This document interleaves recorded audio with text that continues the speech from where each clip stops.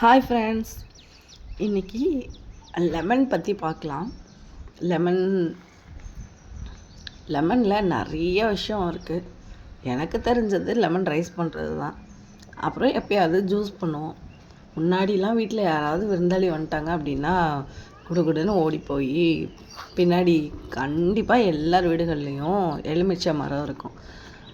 தேவையான பழங்களை பறிச்சுட்டு வந்து அறுத்து ஜூஸ் போட்டு உப்பு போட்டு கலக்கி தேவையான அளவுக்கு சர்க்கரை ஆட் பண்ணி கொடுத்துருவோம்.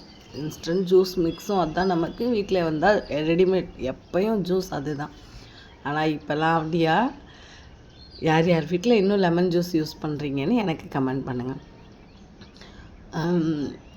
லெமன் பார்த்திங்க அப்படின்னா ஒரு 3 நாளைக்கு ஒரு முறை 4 நாளைக்கு ஒரு முறை எப்போயாவது தோணுச்சுன்னா எவ்வளோ சிந்தி இருக்குது கீழே அப்படி சொல்லிட்டு பறிச்சுட்டு போகலாம் அப்படின்னு சொல்லிட்டு வருவேன். மரத்துலேருந்து மேக்ஸிமம் பறிக்கிறதே இல்லை, கீழே விழுந்து கிடக்கிறது மட்டும் தான் எடுக்கிறது. அந்த மாதிரி ஒரு 3-4 நாள் ஆச்சு.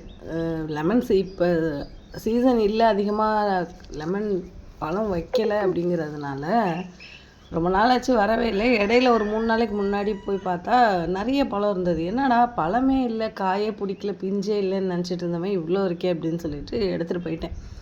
ஒரு 15 பழத்துக்கிட்ட இருந்தது, கொண்டு போய் வச்சுருக்கேன்.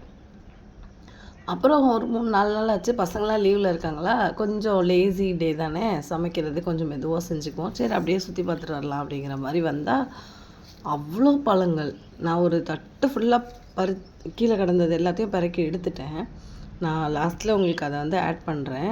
இந்த மரத்தில் இருக்கிறத நான் ஒரு பழம் கூட பறிக்கவே இல்லை, அப்படியே தான் இருக்குது. இன்னொரு 2-3 டேஸ் கழித்து தான் நான் போய் இப்போ எடுத்துகிட்டு வருவேன். ஸோ அதுவாக கீழே விழுகிறது மட்டும்தான். இதில் வழியில் போகிறவங்க வரவங்க சில பேர் பறிச்சுட்டு போவாங்க. அப்புறம் கீழே விழுகிறது ஒரு சில பேர் எடுத்துகிட்டு போவாங்க. நான் செடியிலேருந்து பறிக்கலை. தட்டில் நான் காட்டுறேன் லாஸ்ட்டாக எவ்வளோ பழம் இருந்தது, கீழே விழுந்து கிடந்தது மட்டும்னு சொல்லிட்டு. இந்த மரத்தில் இருக்கிறத இன்னொரு 3-4 டேஸ் கழித்து தான் நான் எடுத்தேன்னா அதை நான் போஸ்ட்டில் போடுறேன், எவ்வளோ பழம் கிடச்சிருக்கு. அந்த தட்டில் எடுத்தது போக இதில் எவ்வளோ கிடச்சிருக்குன்னு. இந்த பழம் தாங்க கீழே விழுந்திருந்து எடுத்தது.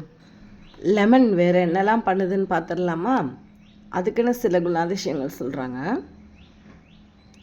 Cancer prevention, weight loss, boost immunity, prevents kidney stone, boost hydration, digestion, antioxidant, boost skin health, vitamin C, hypertension, encourage heart health, iron, oral health, acne treatment, lowering stroke risk.